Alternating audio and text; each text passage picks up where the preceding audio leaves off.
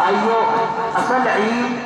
کی خوشی جو ہوتی ہے تو سچی خوشی ہے یہ اس کی شخص کو ہوتی ہے کہ جس نے رمضان کے روزے رکھے اور تراویح پڑھی۔ کتابوں کے اندر لکھا ہے شیخ عبدالقادر جیلانی رحمۃ اللہ علیہ لکھا ہے کہ عید اس کا نام نہیں ہے کہ عمدہ اچھے اچھے کپڑے پہن کر ہم عیدگاہ کے اندر آ جائیں، بلکہ عید تو اس کا نام ہے کہ اللہ تبارک و تعالیٰ کے ڈر سے اس کی وعید سے ہم ڈر جائیں۔ عید اس کا نام نہیں ہے کہ صرف خوشیاں منائے جائے، بلکہ عید تو اس کا نام ہے کہ بندے سے جو خطا ہوئی ہے ان خطا کی معافی کر کے ان پر غائب رہے، توبہ کر لے اور توبہ پر غائب رہے۔ میں نے حدیث شریف پڑھی تھی، اللہ کے نبی صلی اللہ علیہ وسلم ارشاد فرماتے ہیں کہ جب عید کا دن ہوتا ہے، عید کا دن جب ہوتا ہے تو اللہ تبارک و تعالی فرشتوں سے فخر کرتے ہیں،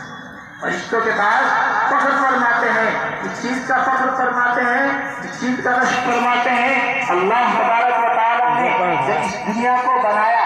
دنیا کو بنانے کے بعد جب انسان کو حضرت آدم علیہ السلام کو بنانے لگے، ان کا پتلا تیار کیا اور فرشتوں کے سامنے یہ فرشتوں کو بتلایا کہ میں ایک انسان کو پیدا کرنا چاہتا ہوں جو گناہ بھی کرے گا،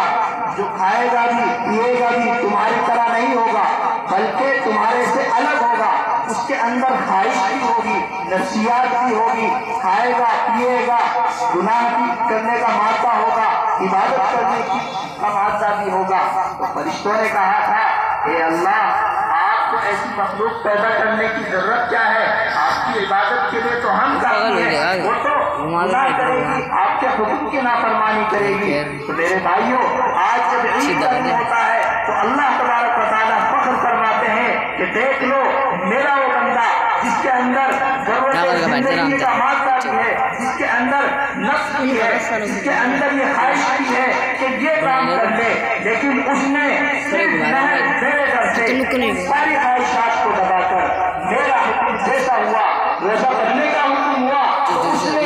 سارا کچھ چھوڑ دیا، روزہ رکھ لیا۔ کسی کو نہیں معلوم تھا اگر وہ چاہتا بند کمرے کے اندر جا کر پانی پی لیتا، کھانا کھا لیتا، لیکن صرف اللہ کی وجہ سے کھانے سے رکا رہا، پینے سے رکا رہا، خواہشات سے رکا رہا، لوگ نہ لگ رہے دیکھ لیں۔ تو اللہ تبارک و تعالیٰ فخر فرماتے ہیں اور اللہ تبارک و تعالیٰ فرشتوں سے پوچھتے ہیں بتاؤ شخص کا اجر کیا ہے کہ جس کو کوئی عمل کوئی کام دیا گیا ہو اور اس نے ایمانداری کے ساتھ وہ کام پورا کیا ہو۔ تو فرشتے عرض کرتے ہیں اے اللہ اس کا اجر یہ ہے کہ اس کو پورا اجر دیا، پورا اس کو بدلہ دیا جائے، اس کی پوری مزدوری دی جائے۔ اللہ تبارک و تعالیٰ فرماتے ہیں کہ مجھے میری عزت کی قسم، مجھے اپنی بڑائی کی قسم، مجھے اپنے بلند مرتبے کی قسم، میں نے ان سب کے جو گناہ تھے ان کو نیکیوں سے بدل دیے، میں نے ان کو بخش دیا ہے۔ اللہ کے نبی صلی اللہ علیہ وسلم فرماتے ہیں کہ جب بندہ رمضان کے بعد روزے اور تراویح پڑھنے کے بعد، قرآن پڑھنے کے بعد جب عیدگاہ میں تشریف لاتا ہے اور عیدگاہ سے جب واپس جانے لگتا ہے تو وہ بخشا ہے۔ اس لیے ہم سب کو ضرورت ہے اس بات کی کہ اللہ تبارک و تعالیٰ ہم کو نبی کریم صلی اللہ علیہ وسلم کے طریقے پر گزارنے کی توفیق عطا فرمائے۔ وآخر دعوانا الحمدللہ۔